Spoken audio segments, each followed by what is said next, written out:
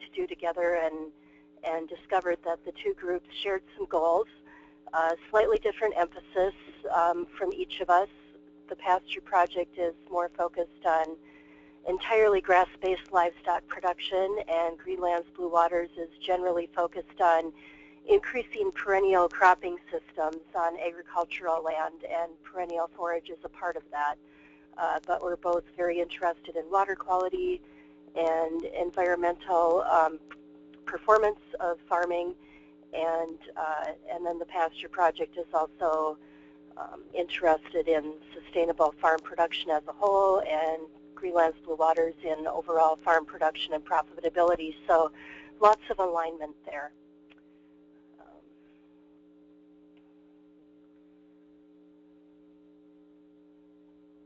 Let's see. Okay, there we go. And one of the things that both groups have been talking about is a grazing educator network. We've realized that there are a lot of grazing educators out there, but not as many as in some other areas of agriculture, and that they're kind of widely scattered and a little bit isolated from each other. And so a grazing educator network that would tie those folks together better could potentially achieve, more connections, more opportunities for discussion and sharing of information, more opportunities to develop and identify educational materials and to determine where the gaps are in those educational materials, potential to collaborate on developing new things that people realize that are needed for training of farmers and landowners, creation of a central clearinghouse and online platform that could house useful materials that are identified by the group, some cross-pollination of staff and students and apprentices and others involved with various programs, which is already happening to some degree, and it's been beneficial when it has. Involvement of established grazing education programs, and also one thing that has been talked about is getting access to materials that people have used in the past and then maybe retired, and their good materials are sitting in a filing cabinet or have kind of fallen off of newer educators' radar screen, getting those things back in circulation, and including educators from kind of all walks of life, the farmers who are peer educators, the academics who are researchers, the crop consultants and the agency and staff people that are out there working directly with farmers and landowners. And then one thing that is of interest for this network is to look at establishing some basic principles of managed grazing that are agreed upon by the majority of educators and taught by educators, and kind of moving towards that, being able to speak with one voice and kind of get into the public consciousness of farmers by having a consistent message out there.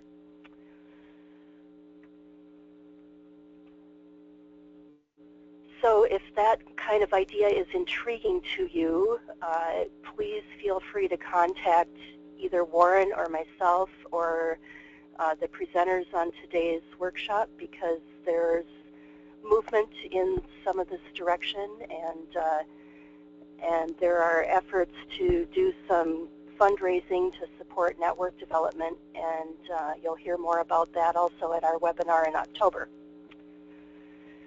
So the format for today's webinar, again, as Robert went through, we have several ways for you to interact with the presenters, to ask questions and raise your hand, and the moderators, Warren and myself and Robert, will be paying attention to those hand-raising areas and the question boxes, and we'll get those questions raised up for the presenters. And again, please take that brief survey at the end of the webinar. That really helps us with developing the topics for the next one and looking ahead to a future series. All right, I'm going to turn this back over to Warren to introduce today's presenters.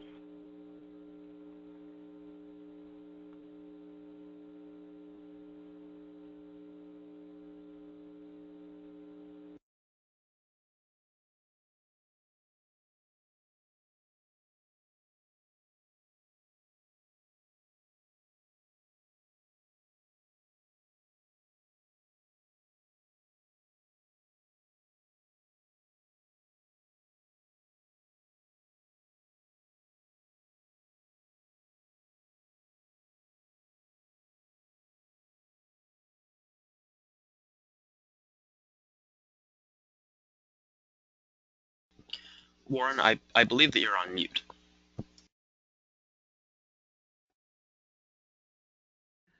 Thank you, Robert. So let me introduce our presenters today. Andy Markham with the Land Stewardship Project.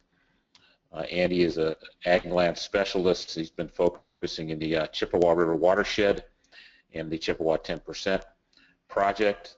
Andy's originally from Oregon and has a lot of background in cattle and grassland management.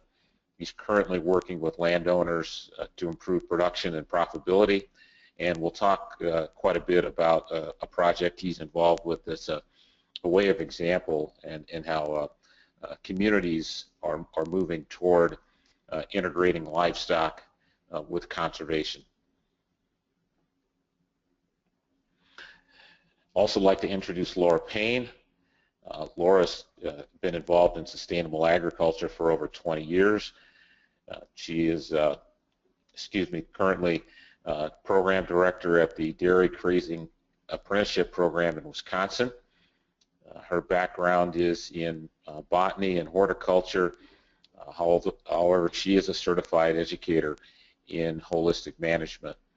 She is also, like Andy, involved in raising beef and direct marketing, and lives near Columbus, Wisconsin. So Andy and Laura, I know you've put a lot of time and energy into this presentation, and we thank you very much for being a part of this today.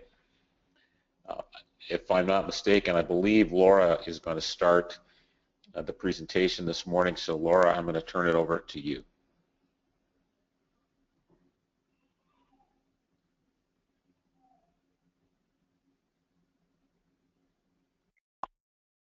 Actually, this is Andy, and I think I'm going to kick it off for us today. Let me make sure I have control here.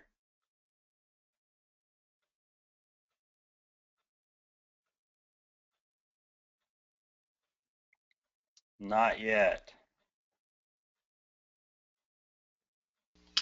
Andy, if you click on the screen once, it should move forward, and then you can use the arrows. Okay, we got it now. All right, well, thank you, Warren. Thank you, Jane and Laura. Also, Robert, for getting everything organized for us here this morning. And thanks to all you guys for taking some time out of your day to listen to what Laura and I have going on. Like Warren said, my name is Andy Markham. I work in West Central Minnesota with the Land Stewardship Project, and I work on the Chippewa 10% project, which is a collaboration between LSP and the Chippewa River Watershed Project, who have been using their data collection for roughly 15 years in relationship building, combined with LSP's organizing and engagement to work with farmers and landowners to improve water quality throughout the watershed. This includes perennial cover crops. We do a lot of soil health monitoring now, look at focusing around input reduction and other practices that help improve soil health, which in turn greatly improves water quality. The Chippewa 10% project came about when,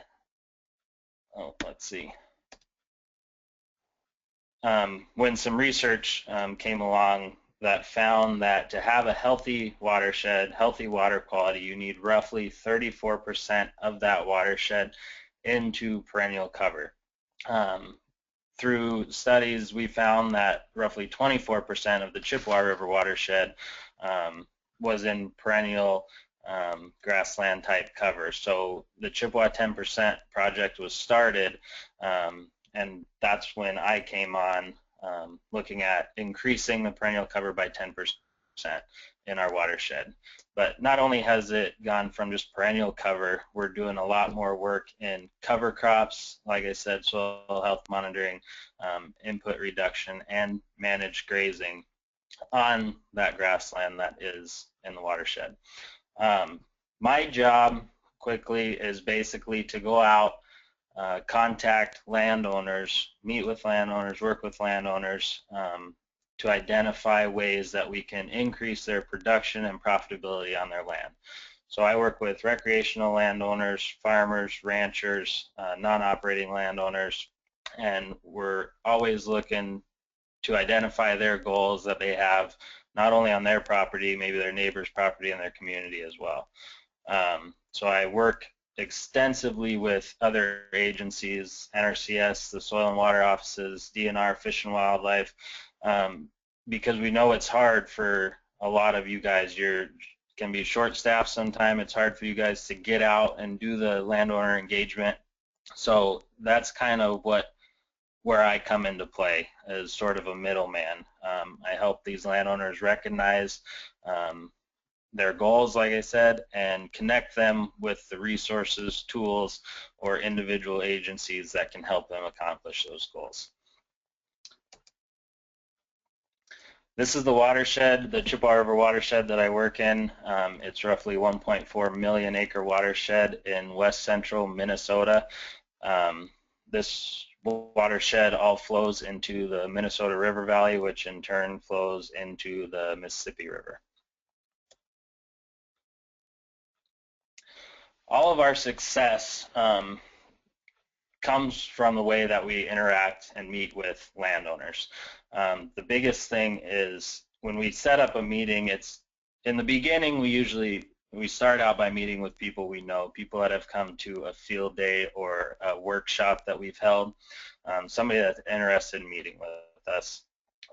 Rarely do I set up meetings in a coffee shop or have them come in the office. We want to get out to that landowner's farm or property and get them talking and showing us about what they have going on, what they're proud of, and kind of the history of their whole place. So the main point of our success is meeting the landowners for the first time, if at all possible, on their property.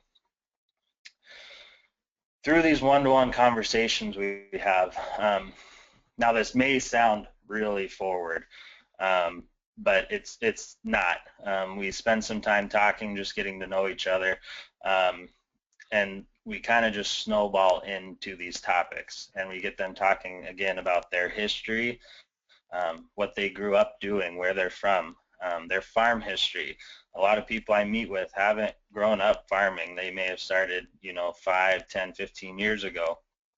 So a lot of people are still very new to it, even, if it's that older generation, 50, 60-year-olds that haven't been farming for a long time. We get them to start opening up about what they're proud of. Another reason why we like to go out and meet at their place, because they'll have pictures hanging on the wall that they'll start talking about. And just those stories really allows us to connect with them in more ways than just, trying to figure out what they're looking to do on their land. We get them talking about what they would like to see on their farm, some things they've been trying to do, things they haven't been able to accomplish. Maybe they aren't sure how to accomplish it. Again, that's where we come in, is helping identify those problems. We also talk about changes they've seen in the community. Again, a lot of people I work with have, been in the area, their community, their county, their whole lives. So those people have noticed big changes happen over the last decade with the way farming has changed and agribusiness becoming much more recognizable out on the landscape. And then the last thing is their conservation goals. And this is really our key when we're hoping to find a way to work with landowners. They have the goals. Maybe it's removing invasive species, buckthorn, sumac, prickly ash, things like that. They can't walk through their woods anymore because things have kind of taken over. Or the grassland is degenerated and they want to look at improving that. Or the wildlife is no longer on their property. They want to start bringing wildlife back. So we get them to identify and state those goals, and by stating these values and their goals, that's what provides us an opportunity to come in and help support action and connect them again with those resources, education, and people that can work with them. By doing these one-to-one engagements with landowners, we start to look at forming networks. One of our big networks right now is our cover crop soil health network, but that just gets people into an area together. We usually set up these meetings with our networks on somebody else's farm, give that farmer or landowner an opportunity to show off what they're doing on their place, and just these people to learn from each other. Now I know a lot of you know, working with farmers and some of these old rancher type, it's difficult to get them to open up about what they're doing. They know their neighbors, they may talk and help out their neighbors, but they don't really talk about what's important to them, or what they're thinking, because they think they're so far off and different than everybody else. They're just trying to stay on the same page. Well, we get them talking to each other, and a lot of times everybody can agree on what they want to see on their property and in their community. So it's playing that middleman role and kind of matchmaker role, to get these people talking about what's important to them.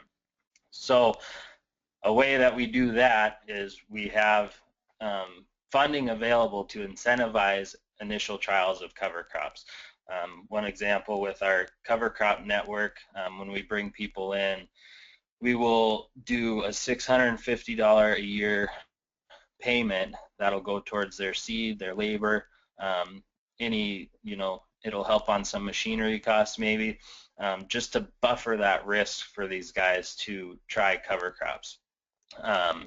Because when your commodity prices are high, it's difficult for people to try something new. Maybe take 5-10 acres out of your corn or bean production to try a cover crop test, or to go actually into your cash crop and seed a cover crop down. With that funding, we also provide soil monitoring. We do spring and fall testing with the Haney test. I believe Laura will talk a little bit more about that. And it gives these guys a visual to be able to track what the cover crops are doing as far as benefiting their soil. And again, it connects farmers to resources, and we provide great opportunities for farmers to work together. So with that being said, I'm going to transfer it back over to Laura, and then again, I will meet back up later here in this presentation and provide some more examples of what we're doing. Andy, this is Warren. A question about the farmer networks, and perhaps we'll get this into a later example, to later discussion. But it would be curious about a couple of examples of successes out of these networks, things where actions have been taken toward conservation and making change on the landscape. Right, so these networks, again, it's getting farmers connected with people. Cover crops and grazing. These are two networks that we have come hand in hand. So one example, we actually had a field day last night at this property. It was a non-operating landowner who owned grassland and farmland right along the Chippewa River. It was a new contact that I made last year. The cattle producer that he came to a field day about intensive managed grazing. And talking with him, he was saying that he was working on a contract with a landowner to rent some of his pasture that was very degraded. So that cattle producer mentioned that the landowner was interested in meeting with somebody and figuring out a new way, or work with somebody else that was going to manage the property the way the landowner wanted. So I went out and met with the landowner and the cattle producer on the property. We walked around the property. The cattle producer was interested into turning it into a rotational grazing type system. Again, it's along the river, and the landowner was interested in utilizing cattle as a tool to improve wildlife habitat. So looking at boosting the growth of native species, plant species along the river, and attracting more wildlife and keeping more wildlife on his property. So we worked through the last year. It's been almost exactly a year. Like I said, we had a field day down there last night to show off the progress that we've made.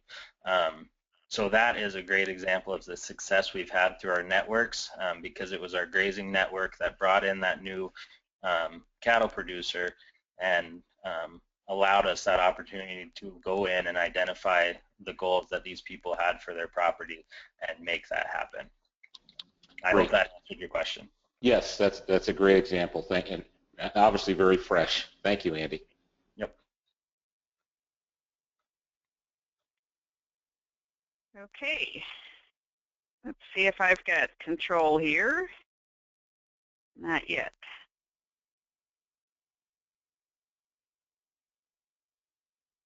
Oh, here we go. All right, so I'm Laura Paine, and I'm going to be kind of transitioning us into some of the nuts and bolts and some of the research that we've done related to conservation grazing. I think probably many of us who are participating in the webinar have science backgrounds, and we do need to have a research basis for recommendations we make to landowners and farmers.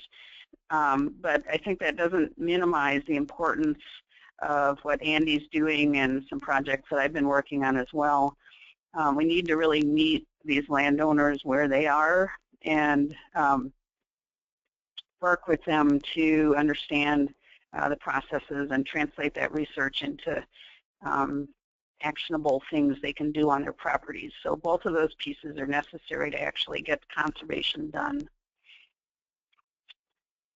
Okay, so I want to take this opportunity to put a little plug into my new organization. I just started with the Dairy Grazing Apprenticeship in a couple of months ago, and this is really an organization that has developed a 2-year formal apprenticeship program where beginning dairy farmers are placed on working grass-based dairy farms with the goal of having them be prepared after the 2 years to actually run their own farm. So they learn everything from their master grazer, from pasture management to animal health to taking care of the books and the finances.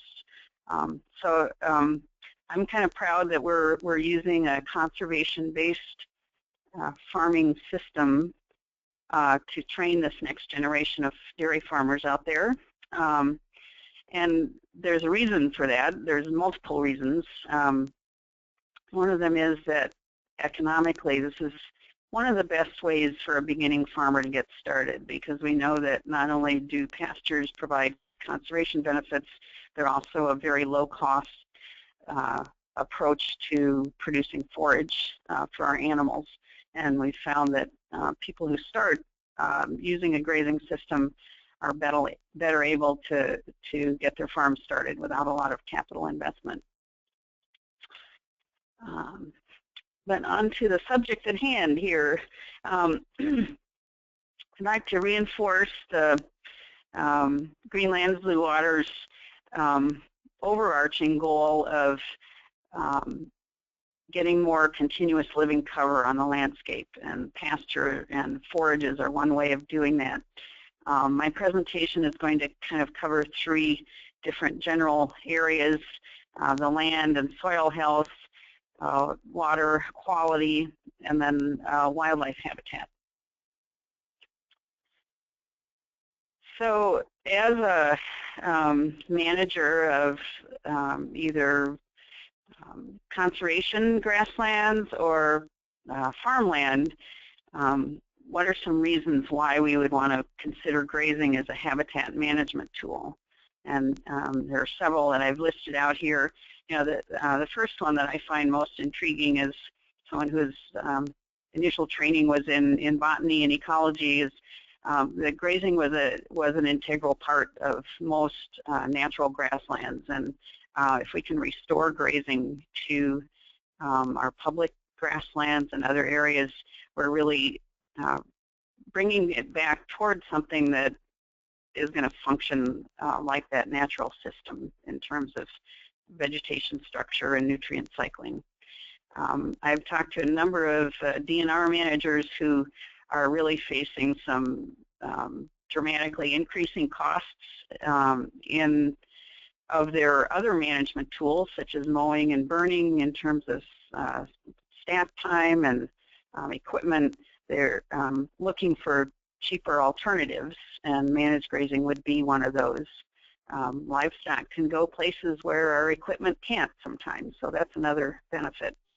And then as Andy stressed in his piece, this is an opportunity for DNR land managers to reach out to neighboring farmers and develop good relationships in their neighborhoods.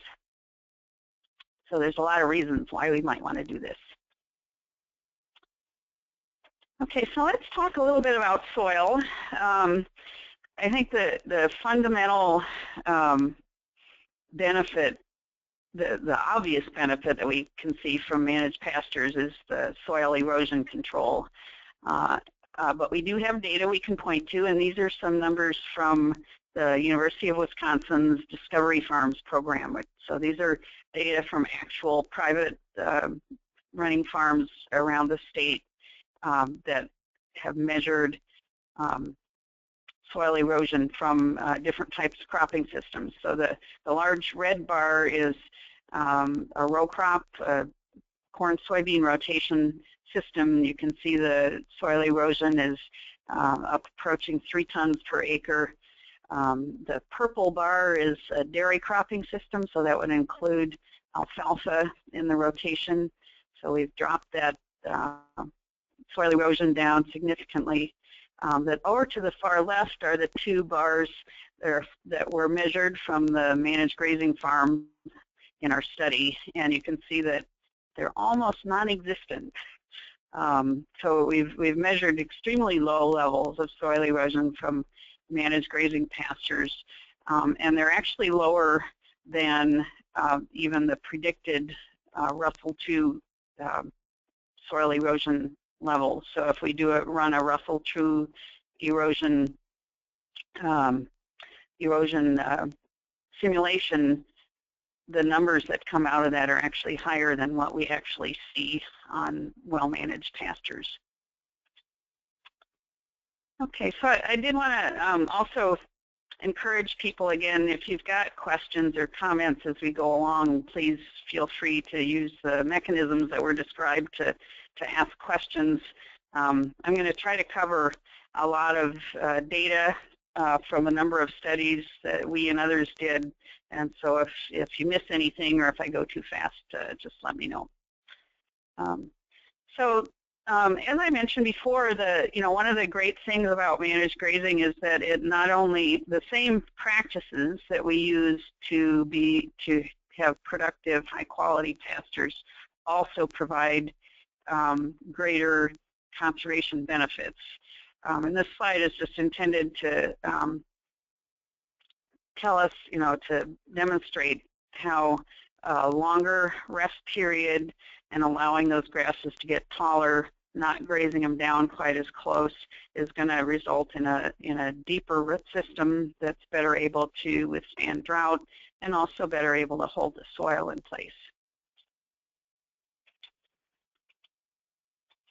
The principles that we use when we do trainings and workshops on managed grazing can be summarized by kind of 4 general principles, and those are rotating the herd through a series of pastures, leaving adequate residual to promote fast regrowth, that rest period of 3 to 5 weeks in between paddock residency, and then that results in thicker, healthier pastures and greater intake. And again, these 3 principles, the rotation, the residual, and the rest, are also the things that we use to gain better conservation results as well. They work for both goals. Andy mentioned doing soil health work in his area, and this is something that's kind of a buzzword in the last couple of years, very important for all cropping systems. And we can kind of think of that as we've got our livestock above ground that are managing our vegetation for us, and then we've got a whole community of soil livestock below ground that are doing equally important work for us in terms of nutrient cycling, sequestering organic matter and carbon, and keeping that soil healthy and alive. So the soil health principles that have been promoted as we focus on more and more on soil health are reducing soil disturbance, increasing plant diversity within the field, this notion of having living roots year-round. So we do that very readily in a perennial pasture or forage crop.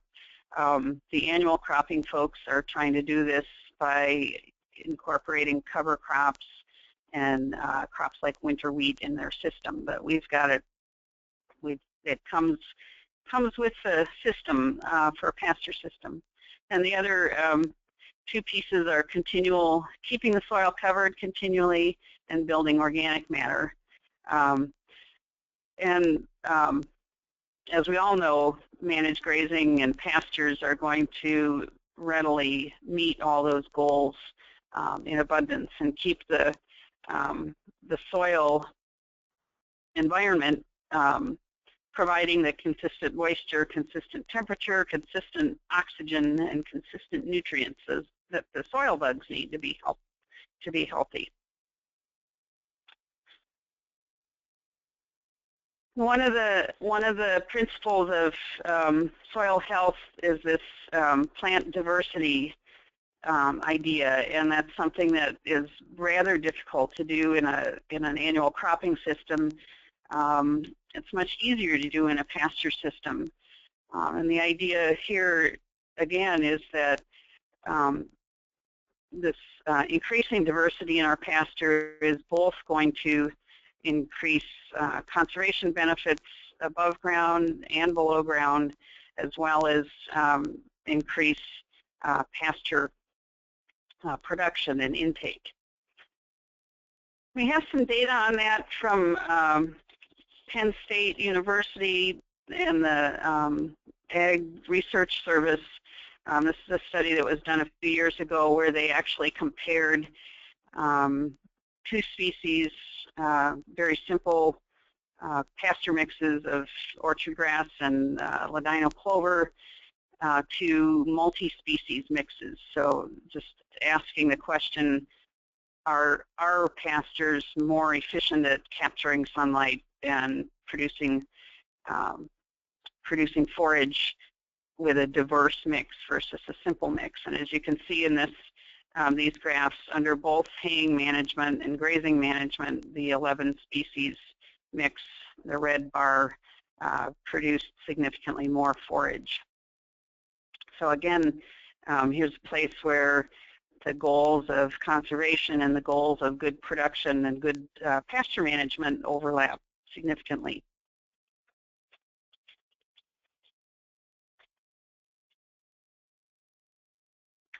So now we've kind of covered the soil aspects. I'm going to turn to thinking about managing pastures for habitat goals and for water quality.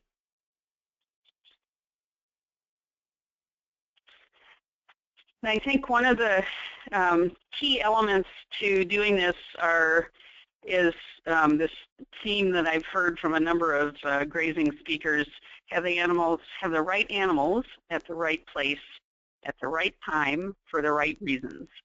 So that kind of goes back to looking at the landowner's goals, looking at our production goals and what our animals' needs are, and coming up with a system that works to meet all those goals.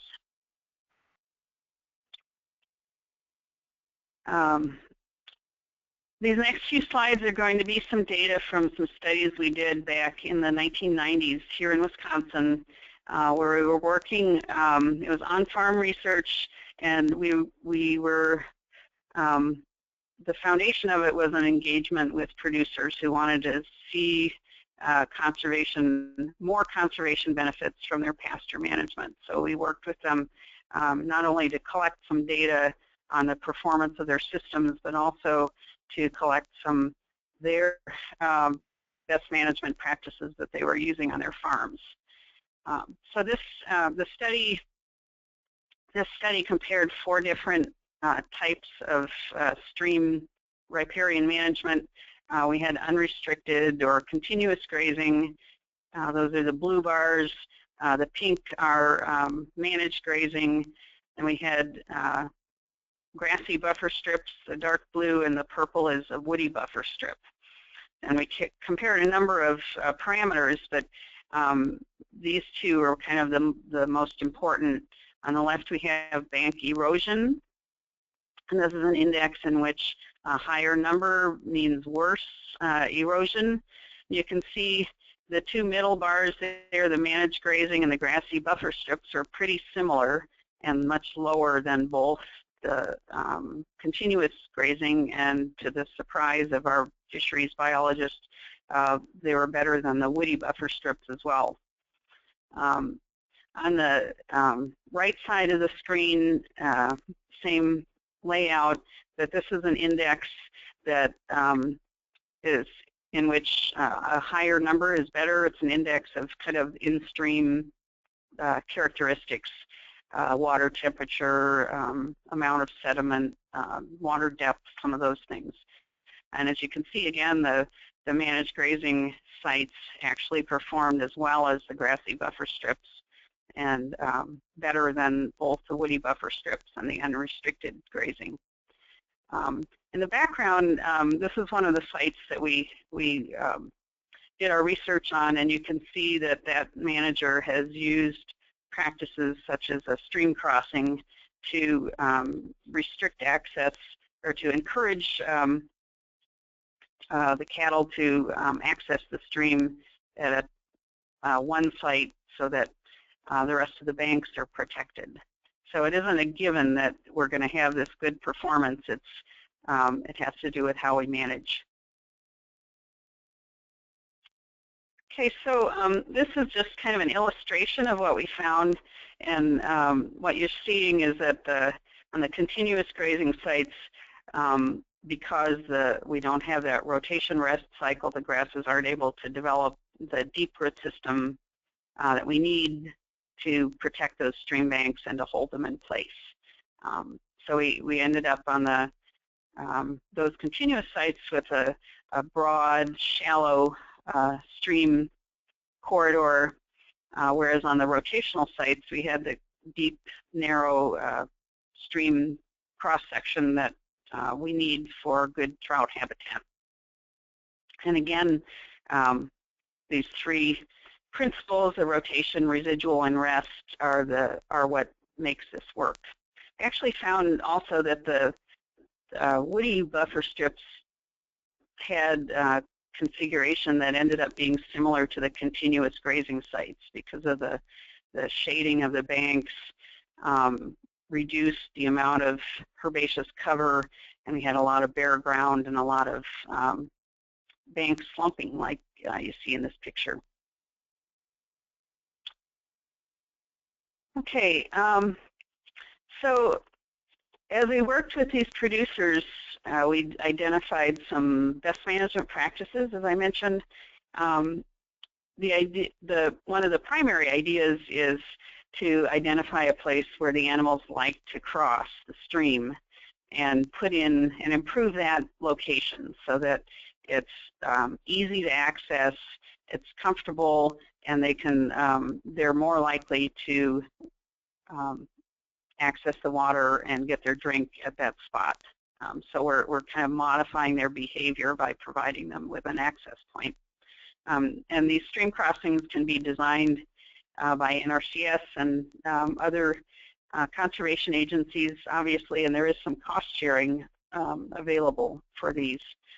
One of the tips that one of our producers came up with was rather than using kind of a road gravel sized rock for these crossings, he would use a 1.5 to 3 inch rock, and he found that it made the footing a little bit uncomfortable for his cattle so that they wouldn't stand in the water. They would go down and get their drink because they knew they had to, and then they would get back out and go back to grazing.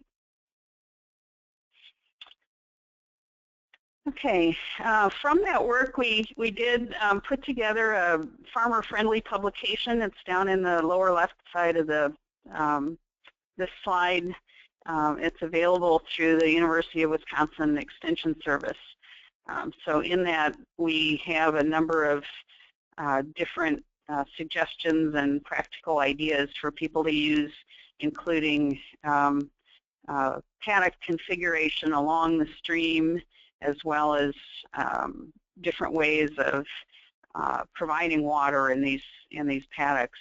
A lot of times, just one of our producers actually had a system where he pumped water out of the stream into a tank within the same pasture, and that would also, the animals preferred to drink out of the tank, so they would do less damage to the stream banks getting down to the water. So there's a lot of different options we can use.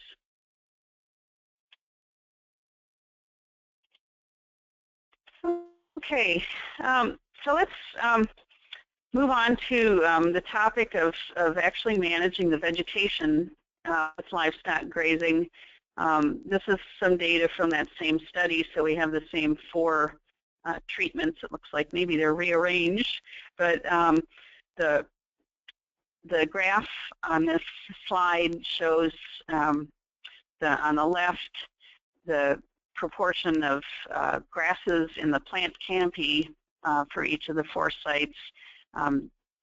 One of the things that a lot of conservation managers are looking at in wetland and riparian sites is controlling reed canarygrass, which is an invasive in those types of locations.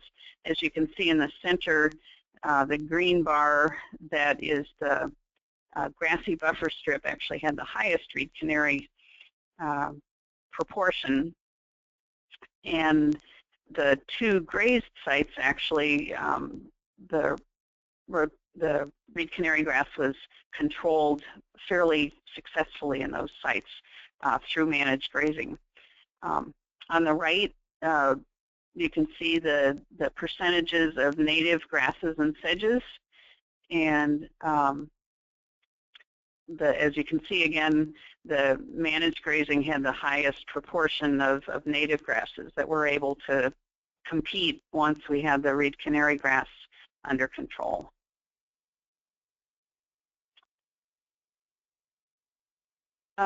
We've kind of, today, a lot of people are looking at using managed grazing for other, not only for invasive control, but for creating vegetation structure that that can be beneficial to wildlife. As we think about this, we need to keep in mind that different species of animals graze and browse differently, and that we may identify an animal that, or a species that is most effective at controlling the types of vegetation that you're looking at. And especially there's been a lot of work recently on goats and browsing and reducing brushy invasives.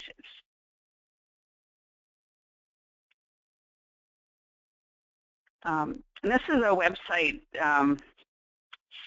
from Kathy Voss, who's a researcher out in Colorado who's done a lot of work on this. I know here in Wisconsin we have 2 or 3 at least companies that have started that actually rent goats out to do this kind of brush management work, both in wooded areas and overgrown pastures. She also has done some work on training livestock to eat weeds, other classes of livestock. So you can train your cattle to eat certain undesirable weeds and help control vegetation that way. Do we have a question?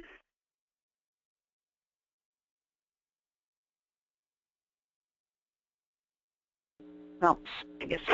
Laura, there's a comment from Kent Solberg, but it relates to availability of materials, and I think we'll have a little discussion about it at the end of the webinar. Okay, sounds good. So in addition to actually training animals to selectively consume certain species, I know of a number of people who have used mob grazing as a practice that does, in some cases, reduce weed pressure of certain types of weeds, especially thistles and things like that. I know we did have a webinar a couple of months ago on mob grazing, so I'm not going to go into detail on that. But I did want to talk a little bit about some of the, another big project we did that looked at specifically at grassland bird habitat in pastures and how we can manage to improve the success of these species that are declining quite rapidly. They're one of the most, the species group that is of most concern to wildlife and natural resources folks across the region. And I'd like to start by just pointing out this slide illustrates the fact that many of these species are actually adapted very well to the vegetation structure that that a grazing system creates. Across the bottom of this slide, we've got different grassland heights, vegetation heights. You can see, and then the bars are the numbers of the different bird species that were identified in these different pasture systems. As you can see, just by glancing at the graph, the majority of the species are actually attracted to and are most successful in habitats that are that have been grazed and that aren't tall and dense. That's not to say that we don't need to have some idle grasslands. There are several species, if you look over on the very far right, that are very keyed into those tall, dense, undisturbed grasslands, and we do need to have those in the landscape as well. So this is another kind of a compilation of a number of different studies, but the point here is that if we want to provide habitat for these grassland birds, our cornfields are not doing that, either tilled or no tilled. We've got the blue bars are the total number of nests found on those sites, and the red bars are the number of successful nests. So annual crops aren't really what these birds need. Alfalfa does a pretty good job of providing the appropriate habitat, but with quite a bit of nest destruction. The remainder of the bars going down from the alfalfa are from the research we did here in Wisconsin. You can see that our rotational paddocks and our idle paddocks in the rotational systems were similar to CRP fields in terms of the number of birds that were attracted and had territories. As you can see, one of the pitfalls of managed grazing is that at the same time that these birds are nesting, we have very rather quick rotation. There's a lot of potential for nest disturbance, and we did lose quite a few nests in those paddocks, and that's really why we came up with this idea of idling some of the paddocks and developing what we were calling a nesting refuge. And when we do that, we've brought the nest survival rate up to about where it is for CRP. Laura, a couple comments and questions came in. I think you just answered the one. What is meant by idle paddocks? But maybe you could elaborate on that a little. And then a question, I'd like a discussion on using the terminology of, quote, improving wildlife habitat, unquote, as a conservation grazing goal. Okay. I'll answer the first one first, because that was where I was heading with the next slide here. So the idea that we came up with for this study, and again, this was a one where our farmer cooperators came up with this idea of creating this nesting refuge. So these idle paddocks were paddocks within the grazing system that were idled for about 6 weeks in May and June, which is when the kind of the peak of the nesting season is. And then, so they were grazed prior to that, and then they were left idle for about 6 weeks. And then after the nesting season, we went back into those. The grass was really tall and rank by that time. Most of the producers cut those and harvested them for bedding or dry cow hay or something like that. And then they were brought back into the rotation. We do have a publication that kind of talks about how to do that, and that's another, it's up in the right-hand corner here, and that's another UW Extension publication that you can download or purchase. Kind of talks about how to do that, and this has been something that kind of gratifying to hear. A number of people, number of producers are actually still using this, and there's quite a bit of discussion on it. The other question had to do with, can you repeat the question, Jane? Yep, it was, I'd like a discussion on using the terminology of, quote, improving wildlife habitat as a conservation grazing goal, and then there's just a follow-up comment. Laura is using more appropriate terminology in her slides, but often we hear improve wildlife habitat in presentations or publications, and what we are really after is meeting habitat goals for certain guilds of grassland birds. As Laura correctly pointed out, different grassland species have different needs. The confusion comes from our various audiences. It's a good point. And I guess I'm not sure if there's a good way of addressing that issue, because I mean, it is improving wildlife habitat could mean any number of things depending on the wildlife species that we're working with. But I think the general point I'm trying to make is that if we think about the animals as a vegetation management tool, I'm confident that we, by selecting the right species and the right class of animal based on their nutritional needs and their grazing behavior, we can go a long way toward developing practices that can meet multiple species habitat needs. Maybe not on the same site, but I think depending on which species we're working with, we would need to identify what their specific habitat needs are, and tailor our grazing management plan to those needs. Here in Wisconsin, we've got a study that is just starting this year between the University of Wisconsin and our DNR, and we're actually working with wildlife managers around the state to go through that process of identifying the habitat goals on a number of different sites around the state, and then working with neighboring producers to try to create that habitat management or that grazing pressure that's needed, and then see how it works, see how it happens. I know in Minnesota a lot of that has been done already, and you guys are kind of way ahead of us in terms of developing systems in which we can use livestock grazing as a tool on these public lands. And I hope that kind of answered the question, but we can take some more questions. I just got a couple more slides here.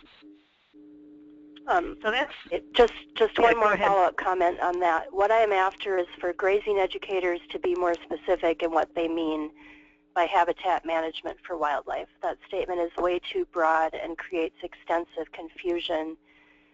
Usually we are talking to an audience that envisions pheasants and waterfowl, not grasshopper, sparrow, and meadowlarks. And these comments are coming from Kent Solberg. So. Okay, that's a good point. Well, and that's, I was going to talk about this at a later slide, but that's kind of what we found. I've been involved in a project here where we're doing something very similar to what Andy's doing, kind of playing the role of what we call a grazing broker between these landowners and the producers, and identifying what the goals actually are and having those conversations that Andy talked about. And I think it's very important to do that upfront education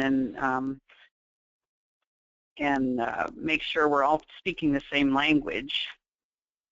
And what we've been doing is we developed a series of 3 workshops in which we, one of the workshops was for the landowners, so we can kind of give them a foundation of understanding of what we mean by wildlife habitat, and have them think about what they mean by it, and also give them a background on livestock agriculture, and an understanding of things from the producer's perspective. Then we have another workshop specifically for the producers, where we bring them in and kind of introduce them or refamiliarize them with conservation goals, and talk to them about what is expected from the landowner's point of view, and when they invite a producer to rent their land. And then the third workshop is kind of we call it kind of a speed dating session, where we brought the 2 groups together and did, a couple of formal presentations, but had opportunities for people to kind of mingle and interact and make connections that way. But it all really comes down to communicating what we mean, and probably assuming that the other person has a different definition of some of these terms that you use, and you need to clarify that. So hope that answers, and those are good, very good points, Ken. Something important to keep in mind. But basically, getting back to that, we've got some science that can guide us in making management decisions on the ground, but in some ways it all comes back to kind of balancing those agricultural and conservation goals with the goals of the landowner. I'm just going to give you a little case history of one project that I worked on to show you how this might work. This is a producer in southwestern Wisconsin. He's not a producer, he's a landowner. He was a wildlife manager in northern Illinois. Really no experience with livestock production or animal or managed grazing or anything like that. So he bought a little over 100 acres on this hilltop, and the air photo shows where that is. If you look closely, there are a number of lines on this in the pastures. This was originally a CRP pine plantation when he bought it, but he was visualizing, his goal was to produce or to provide habitat for these grassland songbirds. So he actually went to the trouble of removing all of the trees and establishing a pasture. He's come to a number of our workshops to understand managed grazing. You can see down in the lower right corner, he's got a refuge, a grazing or a nesting refuge identified. He wanted to leave those idle paddocks for the birds, so that was part of his grazing plan. And through our workshops, he was able to meet up with livestock producer Mike Mueller, who he's got a herd of about 400 cows, and he routinely rents pastures to put groups of heifers and bulls on in the summer for breeding. And what we've been able to do by working with them in kind of a brokering relationship is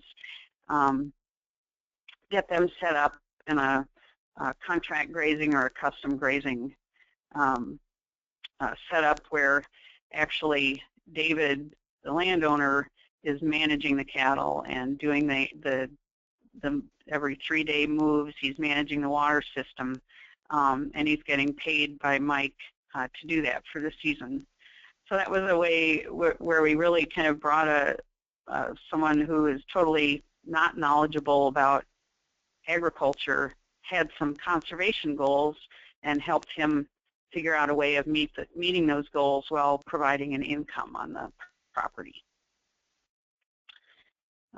So that's kind of what our Grazing Broker project is intended to do, and I think we need more of this kind of project like Andy's doing and like we're doing in southwestern Wisconsin. The estimate is that about 60% of the land in the upper Midwest is now owned by non-farming landowners. So these are people who are arguably more open to doing conservation and managed grazing on their properties. And I think this is an opportunity both for existing producers to maybe expand their herd or provide some drought security by renting some pastures, and it's also maybe a way for beginning farmers to get into livestock production. With that, I think I will turn it over to Andy, who will give us another case study kind of on a larger scale out in western Minnesota. Thank you, Laura. That was great. And like she said, this is just another kind of study project we've been doing the last few years, and kind of ties together everything that we've talked about, putting it to use in a community-based effort. So this project called the Simon Lake Challenge is in southeast Polk County in west central Minnesota. It's a approach to community-based conservation, and it came about kind of through my conversations with landowners. One specifically, when corn prices were really high, a lot of grassland, native prairie tree groves were being plowed up to be planted into corn. This area in southeast Polk County is mostly native prairie, never been touched, and it brought up a lot of concern with this community about what was going to happen to their grassland, to their neighbors' grassland, and habitat in general. So this farmer had an idea of, working with the neighbors, the public land managers in the area, and agencies to create, again, a community-based approach to conservation, to preserving, restoring, and enhancing the health of the grassland, the native prairie, and water quality in this area. I'm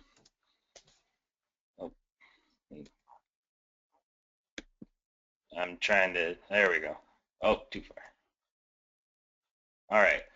So this whole area in southeast Polk County is about 25,000 acres that we had originally started with. Well, we wanted to kind of shrink it down to get a grasp on something that we could actually kind of keep track of. So all I did was draw a line, and I started talking with landowners in this area. I talked to a lot of people outside of this line, but all these landowners were on board with an idea of working cooperatively with their neighboring landowners, with the agencies in this area, to look at managing their property together.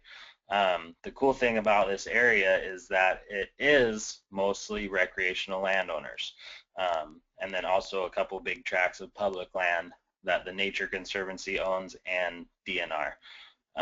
Fish and Wildlife, we are working with them. They're down in the southeast corner, just outside of this boundary, but this year we have started working with the property that they own down there.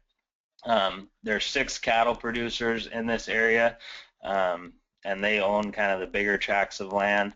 And then everybody else is a recreational landowner. They bought this property when it was pasture, 15, 20 years ago. And over the years, they've noticed how the invasive species can come in and take over without continued disturbance on the land. And I'm talking about, again, the sumac, buckthorn, cedars, western red cedars have been a big issue out in this area. So through talking with these landowners, again, everybody had their goals and visions of what they wanted to see for their landscape. A lot of these people grew up out in this area, have spent 60, 70, 80 years living out in this area, and they talk about how they used to be able to walk up on a ridge and not see a tree other than small tree groves around properties, and now it's covered, it's taken over the prairie. They talk about how a school bus could drive around this area and pick up a busload of kids to take into school, and now you can do that with a van. So it's changed a lot in these people's lifetime. So they wanted to work again together to enhance this area, to allow an opportunity for beginning farmers to come back in and maybe get into running cattle or goats or sheep, and that's what we're getting into. This group here, we kind of modeled it after the Blackfoot Challenge out in Montana. Throughout the United States, there's several nonprofits that are utilizing community-based conservation as a way to get landowners to work together with public land agencies to manage the landscape as a whole, to help get rid of, again, the invasive species, restore grassland health, which reduces greatly a lot of risks that come from, outside farmers buying land, plowing it up, managing land so we aren't having fire issues like is going on out west right now. It's those kind of things that working together can accomplish. So that is that. Let's see here what's next. So again, we're in this area, we're working a lot with hunters as recreational landowners and working with cattle producers. That's the remarkable aspect of the Simon Lake Challenge, is the participation of recreational landowners and their understanding of the contribution of well-managed grazing to conservation, their willingness to embrace working with the farmers in the area to cooperate to achieve goals. And we've always used the 80-20 rule from the very beginning. Obviously people, especially farmers and recreational landowners, they're 20%, maybe more, of things that they will not ever agree on, and that's okay, but we can find that 80% of what they can agree on and focus on that to accomplish their goals for conservation, to bring wildlife back into the area. Again, with a lot of these recreational properties, they were purchased when there were cattle producers out here grazing this whole landscape. Wildlife was abundant, and as these properties sat idle, again, the invasive species came in, wildlife pushed out, finding new bedding areas closer to new food sources, and they kind of followed, where the cattle stuck around. And the fact that these recreational landowners are noticing and realizing now that cattle benefited the landscape is really just great. We've done a lot of education around the use of livestock in general to promote, I'm going to say wildlife habitat, but we're looking at managing the grassland for deer, for pheasants, for turkey, because it's not, if you look at the areas, especially like CRP, your CREP, your WRP ground, that is put into a program and locked up for 15, 20 years, it's great for bedding areas for wildlife, but they're moving elsewhere to go to their food source. And that's what these landowners want on their property. They want to keep these animals on their property. So utilizing cattle in a well-managed rotational system, you create a diversity of grass available, not just the diversity of grass, but the stages of plant growth. And that's what we're after in this area, is providing different growth of grass for pheasants to be able to nest in, but also be able to get out in to feed and be able to see, you know, approaching predators, for deer to be able to come in and eat that new growth grass coming up that's full of nutrients. They aren't going to be out in these old CRP fields eating this old dead grass. And that's another thing that we're working on with agencies, promoting diverse types of food plots, for utilizing diverse cover crops for food plots to feed those deer through the winter, along with the pheasants and turkeys. So that's what we're working on out here. This is a powerful picture that we utilize to show the impacts of what can happen with well-managed grazing, and this is on that U.S. Fish and Wildlife ground that is now part of the project. They had been grazing this site for only 2 years. They've been hitting it pretty hard, and it caused a big uproar in the hunting community when this first started. They were very frustrated that, you know, the grass was short, there was no cover for pheasants, for deer, that there was no way they could hunt out there. Well, last year we were out there and some hunters showed up because we are utilizing a very intensive, well-managed rotational system to manage this tract of public land. And just this site right here had recently been grazed, and some hunters came up and they said, whatever you guys are doing, keep doing it. We have not seen this many pheasants in a public land area in a really long time. So the fact that we have this short grass here on this side, but just over the hill, it hadn't been grazed since last year. And that's how we're doing this, is kind of a once-over type system, utilizing private and public land. And you can see what happens on the right side of this fence line if you leave it unmanaged. The sumac it can be a huge problem if it goes unmanaged. It will take over grassland. It chokes out everything else underneath it. And again, it's good for bedding for wildlife, but they're going elsewhere to feed. And a lot of times that'll be off of that landowner's property. So again, talking through all these landowners and having meetings with groups of landowners together, one of the main issues they all saw in the area, again, is invasive species removal. They wanted to see the cedars, the sumac, the buckthorn. They wanted to get ahead of it. One person individually cannot manage their property if the neighbor isn't doing the same thing. I mean, that goes all the way down to thistles. You can spray your thistles all you want, but if your neighbor isn't doing anything about it, each year you're going to have a new growth of thistles coming. So we got these landowners together, worked towards invasive species removal, and we started mainly with cedar and sumac. This was on a cattle producer property in the southeast corner of that Simon Lake area. We used mechanical removal, and that's the way we're doing with a lot of it, not only because it's the size. These tracts are really big tracts of invasive species, but that's also really old growth stuff. This site here had been in CRP for 20 years, and it was just full of sumac and cedars that were 8 to 12 feet high. So we utilized mechanical removal, and that's, you know, a tractor with a carbide cutter on it for this old stuff that can drive through there and just shred it all. And that has worked really well. But with sumac,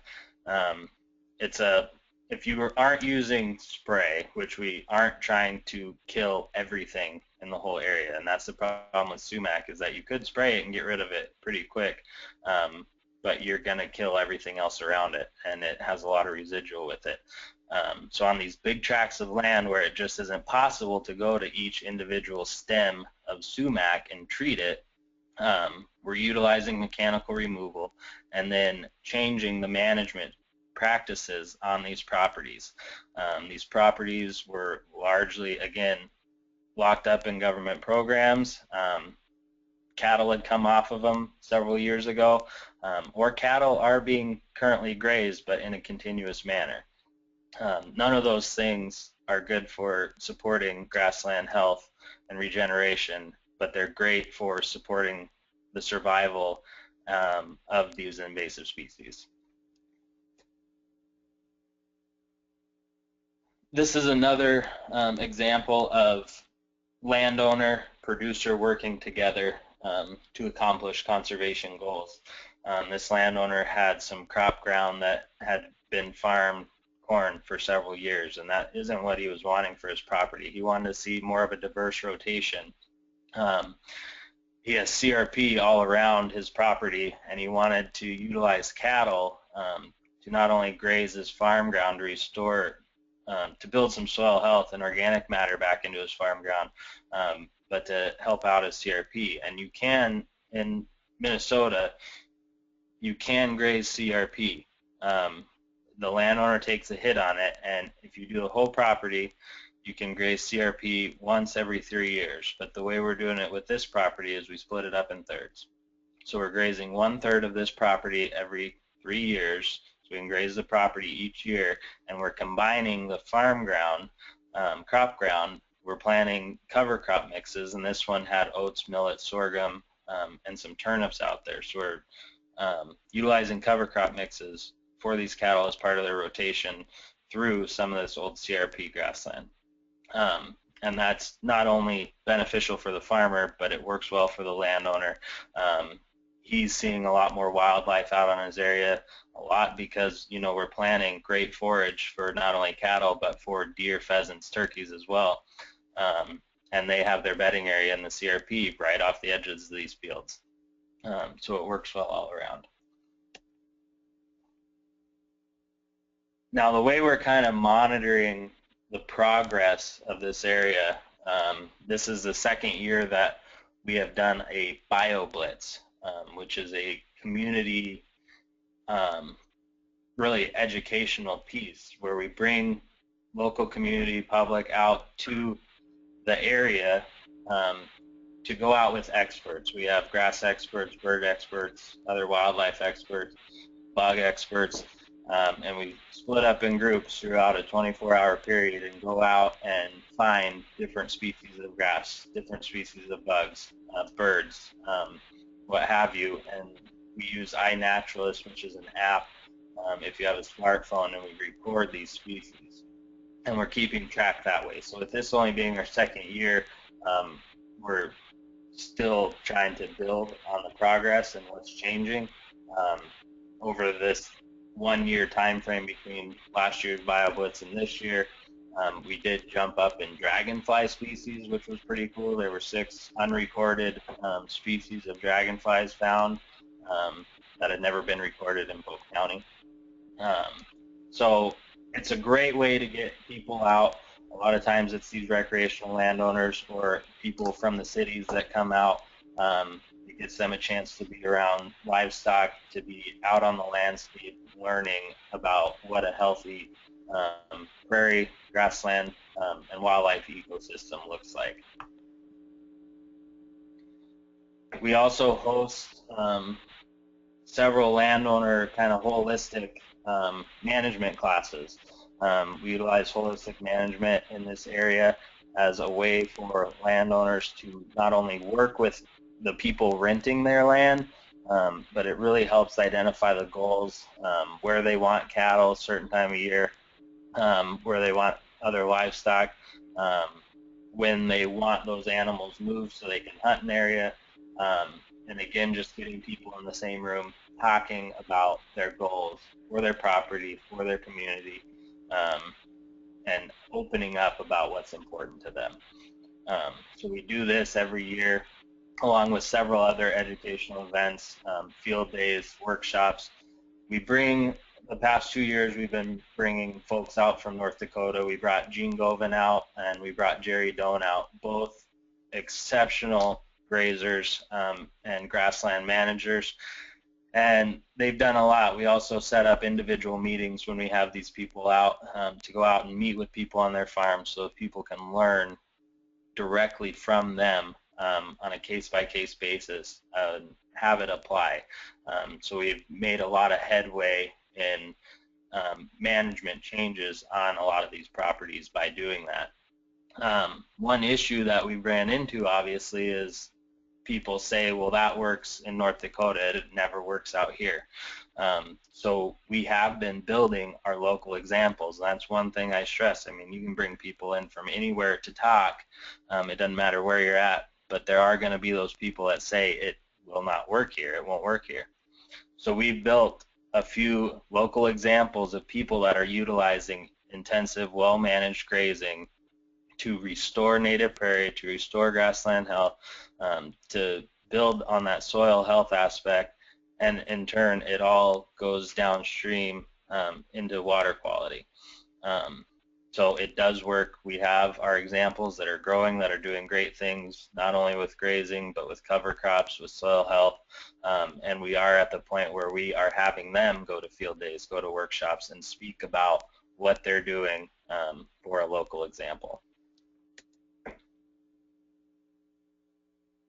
So this ties into, again, Land Stewardship's project mission, which is fostering an ethic of stewardship for farmland. We're promoting sustainable agriculture and developing sustainable communities.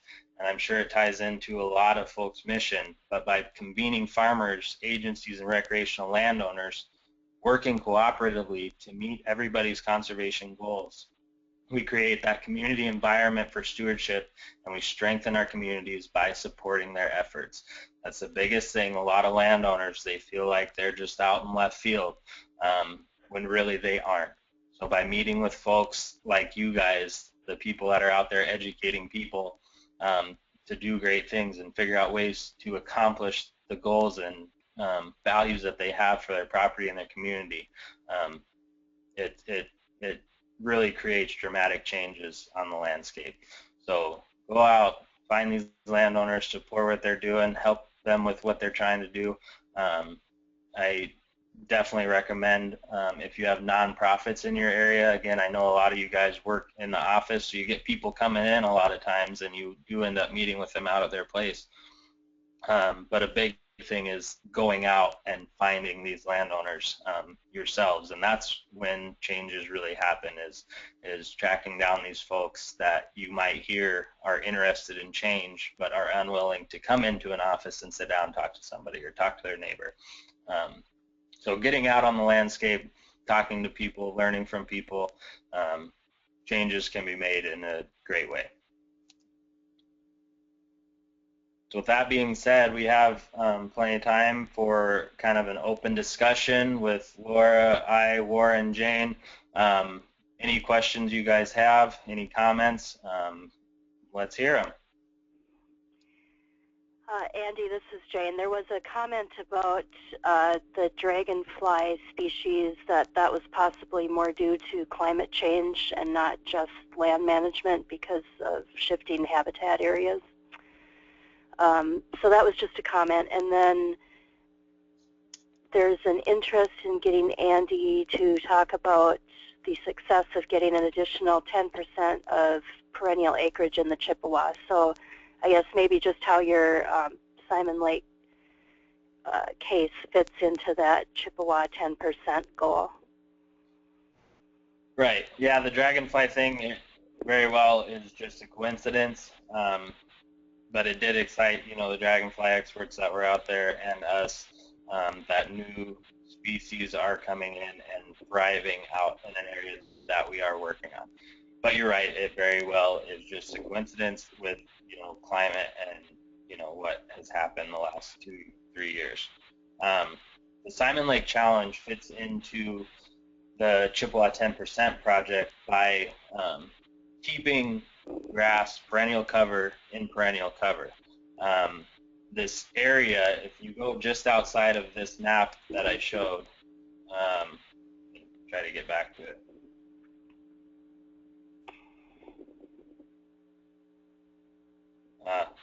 I must have lost control. But that map that I showed earlier of that area, if you go just outside of there, you get into where it is mostly crop ground. And even in this glacial till landscape, and that's the thing, I mean, this is the glacial ridge in west central Minnesota, so it's very sandy soil, it's very hilly. A lot of it is, well, you would think would be impossible to plow up and farm. but people have started doing that, and they started doing it when we had $8 corn. So this fits into that project by taking back some of that crop ground, putting it back into perennial cover, utilizing cover crops as part of a cropping rotation to keep continuous cover throughout a year on the ground. And that's kind of where, it went from just building on perennial cover, building that 10% of perennial cover, to building beyond that with cover crops and annual species, because we still have cover throughout the year. We're reducing our runoff, we're reducing our wind erosion in the winter. And if you were in, I think, really anywhere this last winter, it was windy, not a lot of snow, so wind erosion was a big factor. And we brought in a lot of people into our cover crop network this year for that reason specifically. They lost a lot of soil off of their farm just through wind erosion. So that's how the Salmon Lake Challenge fits into the Chippewa 10% project. Okay, and Robin Moore added a comment about the BioBlitz, that you went from 115 observations and 44 confirmed species in 2014 to 490 observations and 115 confirmed species in 2015. So it was bigger than just dragonflies. Yeah, it really was, and I'm glad she was able to add that. Robin was actually the one who led the BioBlitz, so I'm glad she was able to get on and share that. It was a pretty dramatic change, yeah. And it's only going to get better. Continue moving. Great.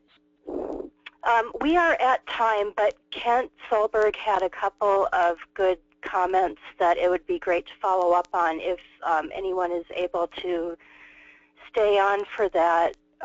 Robert, can you weigh in on our capability of extending this a little bit for discussion? We are good to go. For those that are able?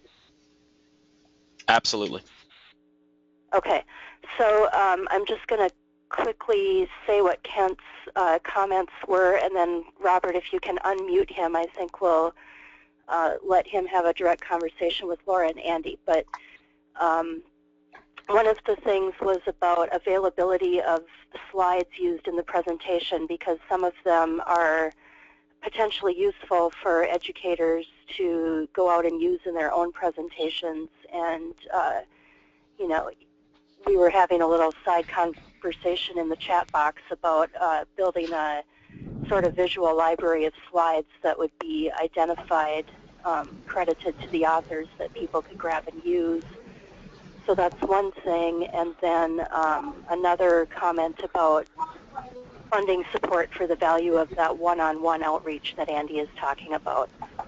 So Kent, you are unmuted. Why don't you and Laura and Andy go ahead and discuss those things? Well, I hope everyone isn't leaving, because I'm hoping some other people will stay in on to at least listen to the conversation, especially like Warren and you, Jane. Yeah, the first. We still have 25 people on, so. Okay, excellent. Thank you, Jane. Hello, everyone.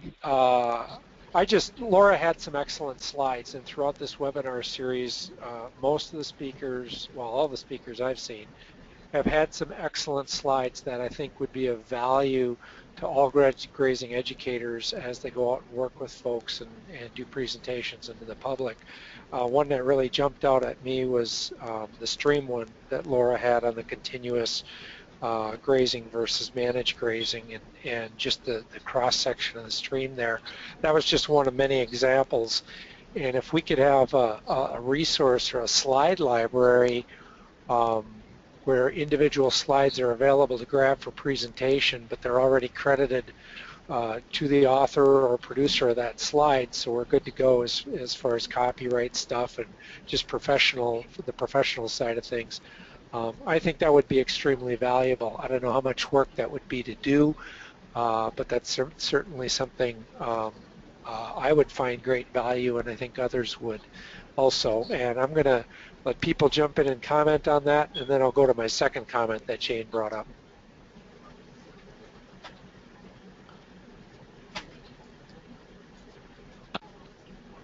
Well, thanks, Kent. This is Warren. I don't think it would be that difficult for us to at least take the existing webinars and pull out those slides as long as the authors are willing, and I'm pretty much sure they are. They're willing to allow people to use them, and that we could categorize them by subject, and it would not too much work be able to do that.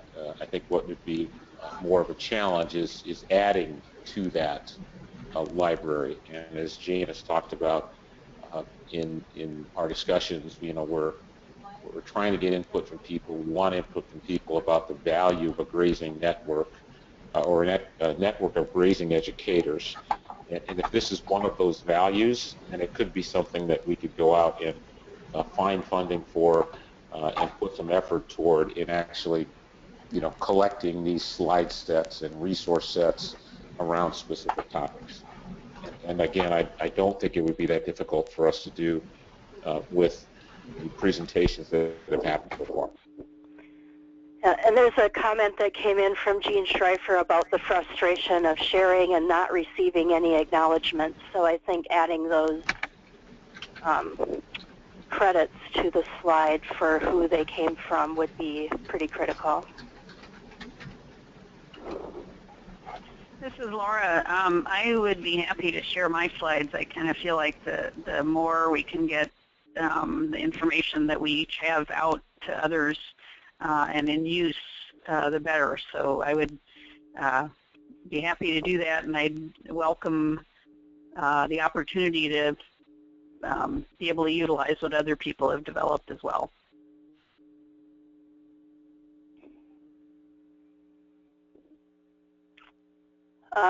And then there's a comment from Robin Moore that it won't be a problem from Land Stewardship Project's point of view either, especially with careful crediting.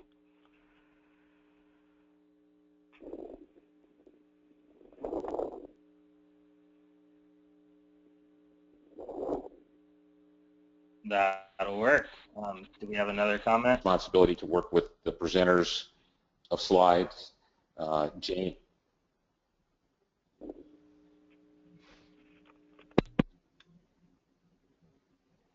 Andy, we may have lost Jane.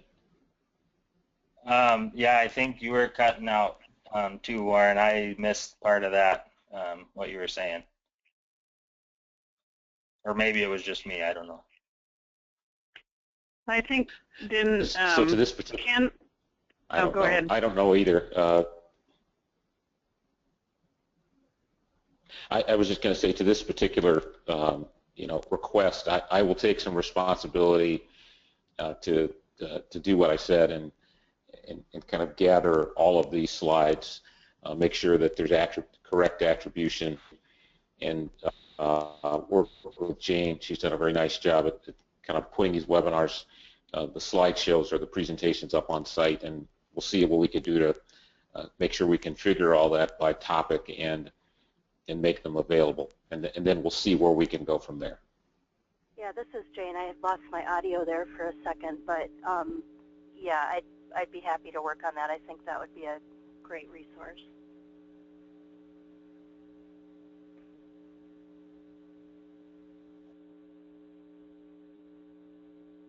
Did Kent have another question or comment?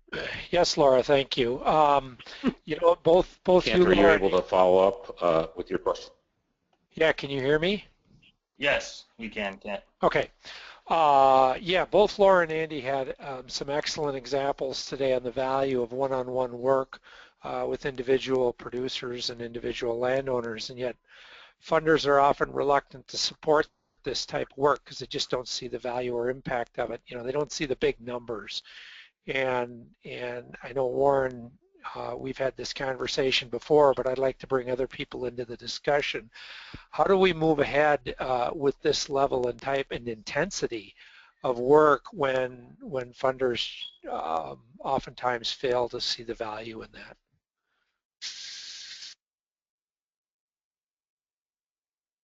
Well, I have I guess I have one suggestion to throw out, but it's not necessarily an easy one. And the one organization that really sees the value in one-on-one technical assistance is the NRCS. And there is a mechanism through the EQIP program to do some grazing planning and they're looking for technical service providers to provide that service and then get reimbursed through the farmer payments, which is a convoluted way of doing it. But I haven't seen anybody really successfully doing that, but I know that that would be a mechanism to get some funding for the one-on-one. And here in Wisconsin, our state conservationist has talked about utilizing some of their funding to get money out there for grazing specialists, kind of salary dollars to get those people out there to do that. But it's not an easy thing to achieve, I think. Yeah, it really isn't an easy thing to achieve, and the success that we've had has just come from building relationships with other agencies and working together, recommending each other. If one agency doesn't have a solution or doesn't work, they're recommending that person to somebody else and vice versa. And that's, I spend a lot of time working with my local NRCS and Soil and Water office, and I do a lot of the outreach and engagement for some projects that we're working on with additional EQIP funding, with CRP signups and CREP signups. So yeah, building relationships with other agencies. If you have a nonprofit in your area that is doing similar work that you can team up with to get out there, that's really what we're doing and where our success comes from. Robin, I don't know if you can chime in. You might know a little bit more too about maybe some grants available that are out there for engagement. Robert, why don't you unmute Robin, because she is typing in answers here, and probably it'd be easier to have her on voice. She submitted a comment that it only works, the NRCS funding, I think is what she's referring to, only works if one comes into the office. We need people going to people directly, cold calling and visiting farms, which is something NRCS does not have funding for. And Robin, you are unmuted now if you want to add to the conversation. Yeah, it's really difficult to find funding for direct engagement. It is generally considered more effective to educate the educators, and that is needed, but it's hard to find funding for that one-to-one, because one-to-one is slower. It's slower, and it doesn't have as immediate effect, but it's community building, and that's what we really need to see that one-to-one as, is building a supportive community around these practices. That's what's really important. Another thing that Kent and I have talked about before is just the lack of resources for people to go to. People with actual practical experience and knowledge of cover crops, of different forage, of grazing, there is not a lot of people that we can direct people to call or talk to with practical knowledge, and that's really hard. That kind of funding has been taken away from a lot of extension from NRCS. We don't have enough people to even tell people to call, and Kent knows that really intimately.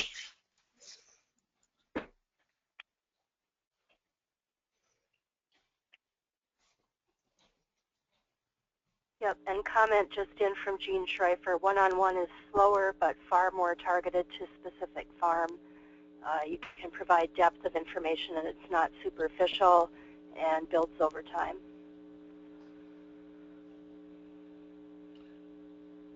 This is Warren. So one of the values of creating or moving toward a network may be to challenge or to look at this challenge of funding and to be very specific and targeted toward a project that we might do together across the region.